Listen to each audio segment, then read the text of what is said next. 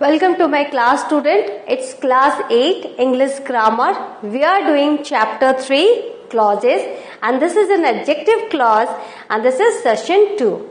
In the first session I have explained you all the types of clauses, its definition, types of clauses, subordinate clauses, coordinate clause, relative clause, and now we will read individually what are the adjective clauses.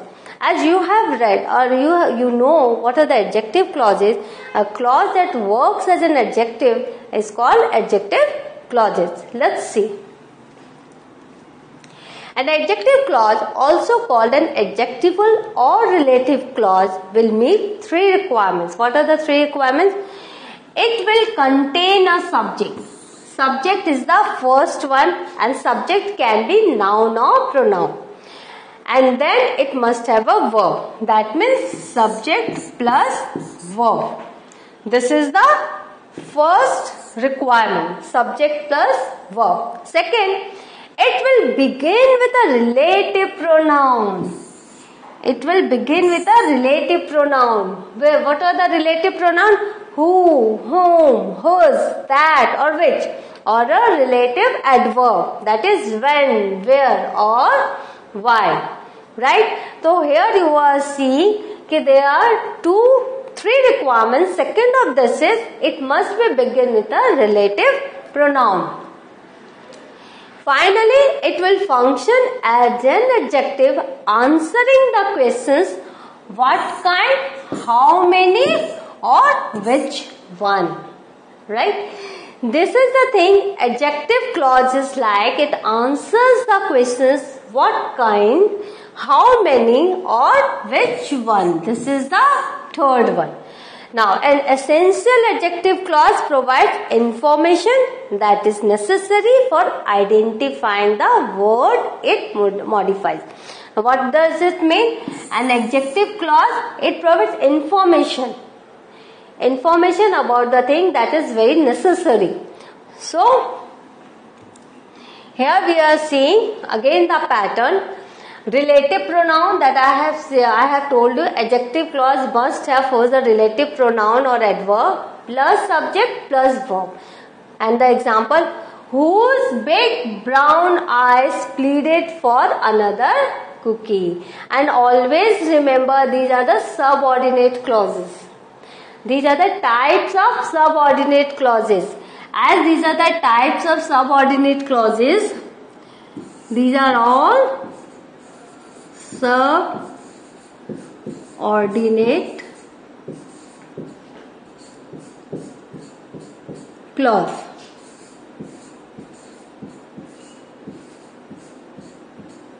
This is a type of subordinate clause. Adjective clause is a type of subordinate clause. So you won't get a complete meaning. You will get incomplete thought. Once it will be joined to another clause, then only a complete sense will come. So the thing is that here you are seeing how you will identify whether this is an adjective clause or not. First is saying subject plus verb must have, then it will start with relative clause.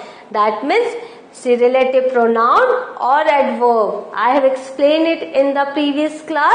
What are the relative clauses? So you are seeing whose big brown eyes pleaded for another cookie. See, whose is a relative pronoun, eyes is a subject, pleaded is a verb. Understood? But it's not giving you a complete sense, complete meaning. Always remember, adjective clause is a subordinate clause, it's a dependent clause. You need one complete clause to have a complete meaning. But as this is a clause, it has a subject and verb. Here you are seeing subject is eyes and verb is pleaded. So you are seeing subject and verb is here. That means it is a part of a larger sentence. As I have told you earlier, clauses are the part of a larger sentence. Now, second rule, relative pronoun as subject plus verb that bounced across the kitchen floor. What bounced across the kitchen floor? That is a relative pronoun functioning as subject and bounced with a verb. What bounced? The ball bounced. So that bounced across the kitchen floor. Right? So here you are saying that is a relative pronoun and bounced is a verb. And that is what we are using that as a subject. As a subject. So here it's a clause. Now, adjective clauses do not change the basic meaning of the sentence. In some cases, when they provide more information into a sentence, they need to be set off with comma. When we give extra information about the subject, with adjective clause, when we put some more information, we put commas, right? Otherwise, they don't change the meaning of the sentence. Pizza, which most people love. This is an extra information about pizza. Pizza is what? Which most people love, is not very healthy. The thing is that pizza is not very healthy. This is the clause. But with the adjective clause, we haven't changed the meaning. We have given an extra information which most people love. Right? The people whose names are on the list will go to the camp. Here you are saying we have put comma. Why have you put comma? Because it has provided more information, right? But here I haven't put comma. Why I haven't put comma? Because here it is related with the sentence. That is the people whose names are on the list. This is an adjective clause. Will go to the camp. We can see the people listed. The listed people, the people whose names are on the list will go to the camp. So the thing is that here we haven't given any extra information. Here this clause is used as an adjective. So we need not to put commas. Understood? So when we will go through the sentences in which you will find commas, so you will understand, yeah, this is an adjective clause as it is given extra information, so comma is needed. But when it is in continuation of the sentence, so comma is not required. An adjective clause with a subject pronoun such as which, that or who can also be shortened into a phrase. So you can shorten an adjective clause in two ways. Now, clauses can be shortened as a phrase. And what is the phrase? It is just a group of words. It doesn't have its own meaning. So as you know, an adjective clause is a subordinate clause. So you can use it as a phrase also by putting only a subject pronoun. See? Now, if you are saying subject, pronoun and verb, we can make it a phrase because phrase doesn't have any subject. Adjective clause, the books which are lost are not really necessary. This is the word. This is how a clause can be turned into a phrase, adjective phrase. See, the book which are lost are not necessary, are not really necessary. So, how we can make its adjective phrase? What is the rule? We will have to omit the subject and the verb. The books lost are not really necessary. The books lost are not really necessary. So this has become an adjective phrase. Now omit the subject pronoun and change the verb to form ending in ing. This is again a rule. Omit the subject pronoun. Here that we have omitted that which are lost. This we have omitted. So the books lost are not really necessary. We have written, and here it is the subject pronoun. We will have to omit it and change the verb to a form ending in ing. For example, the girl who is running is my best friend. See, the girl who is running, this is an adjective clause, and how will you make it adjective phrase? The girl running is my best friend. So, you have omitted the relative pronoun. right? And it has become a phrase. Now, we can add the information by including few more words or by changing the adjective clause to a phrase. So this adjective clause we can again change it into phrase by adding more information. How it can be? Punctuating adjective clause. Now next is, if we put punctuation marks in the adjective clause and if we don't do it with knowledge, then it can give you different meanings. Each sentence will have to decide if the adjective clause is essential or non-essential. As I have told you, if you are giving your subject an specification, an extra specification, that my dog Floyd, then you are giving extra information about that, ki who loves pizza?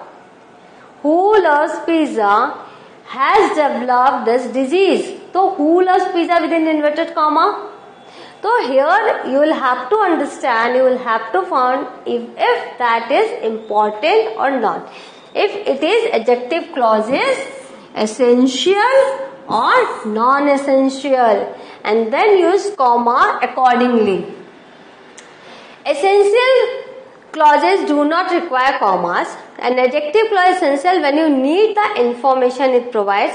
For example, the vegetables that people leave uneaten are often the most nutritious. Here it's given you the information. It is in continuation. The vegetables that people leave uneaten are often the most nutritious, right? For example, what are the things? We just peel off the skin of sometimes vegetables, but that is also very nutritious. This is the meaning of this sentence. Now here comma is not required, but if we choose a specific noun, the adjective clause becomes unessential, non-essential. If particular noun I have used, so adjective clause is non-essential. Then broccoli, noun is here, then comma, which people often leave uneaten. So this is what, which people often leave uneaten. This is an adjective clause. But as we have added noun, so it has become a non-essential. So that means we will have to put comma, and thus requires comma to separate it from the rest of the sentence. Broccoli is very nutritious, but the non-essential adjective clauses which people often leave uneaten. So you are seeing where the adjective clause is essential. There we need not to put comma, punctuation mark, but where it is an unessential, as I have written or we have added a noun, then it is very it need to be separated by commas. So what have we learned? We have learned much about the adjective clause. We have learned how it is working with a relative clause as a relative clause, and what are its patterns, how to write a proper adjective clause, and where to put commas, where not to put commas, and how to include it in your writing, make it a part of a sentence. If you go through the slide again and again, you will get the knowledge of this, and easily you can understand how important an adjective clause is, and you can start utilizing this in your writing. Many times we write sentences with the adjective clause, but as we are not knowledgeable about it, we cannot name it. But now you have a full information of an adjective clause. With the examples, I have tried to explain it in an easier way. So go to your lessons, wherever you find any story or any composition, you must find this adjective clause, because adjective clause work as an adjective, and it's very important, and it is written by writers everywhere. It is used by writers everywhere. So have a good revision. In the next class we will meet again. Till then, bye. Thank you.